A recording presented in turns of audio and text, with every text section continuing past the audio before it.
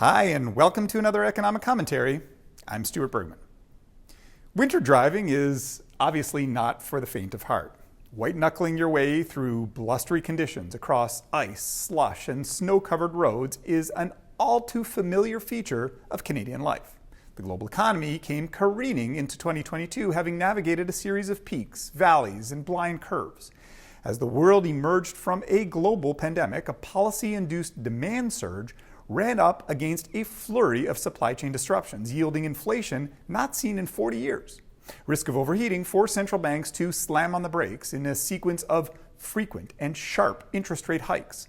Higher prices at the pumps and in grocery stores led consumers in Canada and the US to draw down on excess reserves and rely on the continued strength of labor markets to help power them forward.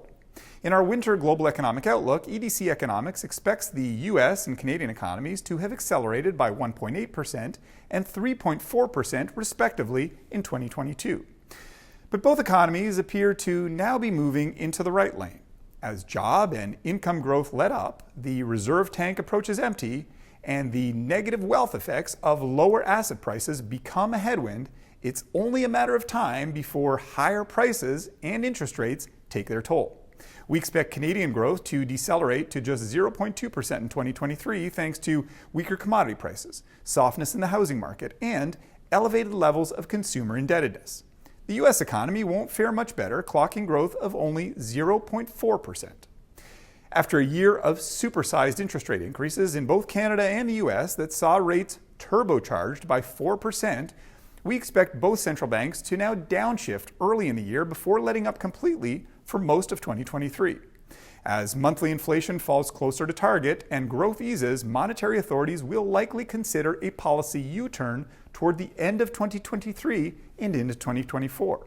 But far from going into cruise control, authorities will keep close watch of dashboard indicators and remain vigilant against the impacts of wage increases and any return of pricing pressures. While the outlook for North America may have crested moving into 2023, Europe appears to have pulled over completely. In response to Russia's war on Ukraine, European economies are now managing a ban on Russian pipeline gas and sanctions on seaborne Russian crude, agriculture, and fertilizer supplies. This has deprived the continent of the resources needed to lubricate its industrial engine and fuel the run-up in consumer prices. As supply chains are rerouted, Germany and the region's other industrial centers will need to repair any resulting dents to their manufacturing capabilities in order to avoid permanent damage. At the same time, the region faces a fragile couple of winters where inclement weather could exhaust its limited energy supplies, sending prices soaring and potentially smashing economic activity. While we expect euro area growth to slow to 0.1% in 2023, the outlook for Germany is more negative due to its dependence on Russian natural gas. With Europe's economy facing more hazardous road conditions ahead, the European Central Bank will need both a foot on the gas and on the brake. We expect the ECB's policy rate to peak at a lower level than its peers in Q2 2023, and officials to start shrinking the $5 trillion worth of bonds acquired over the past 8 years, while keeping a close eye on growth and financial stability.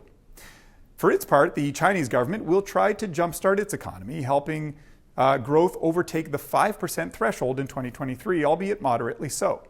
A complete reopening of the Chinese economy remains an upside risk to our forecast at this point. Other developing markets, meanwhile, will continue to be weighed down by the cost of food and fuel, simmering social tensions, and deteriorating debt dynamics in the context of a tighter global credit environment. The bottom line? The global economy faces a challenging journey. While a global recession and deep economic contraction aren't in our base case forecast, some individual countries will fall into recession and others will barely scrape the surface. Treacherous roads and whiteout conditions will make for slow driving and limited visibility of the hazards ahead. EDC Economics expects the global economy to grow by just 2.3% this year, its slowest pace since the global financial crisis, with the exception of 2022. Slowing global demand and increased volatility will require Canadian exporters to tune up their risk management systems and stay alert. But those who are well prepared will lead the pack to the open roads that lie ahead. This week, a thanks goes out to Ross Persakowski, Director of our Economic and Political Intelligence Center. As always at EDC Economics, we value your feedback. If you have ideas for topics that you'd like us to explore, please email us, and we'll do our very best to cover them in future editions of the commentary. Until next time, thanks for tuning in.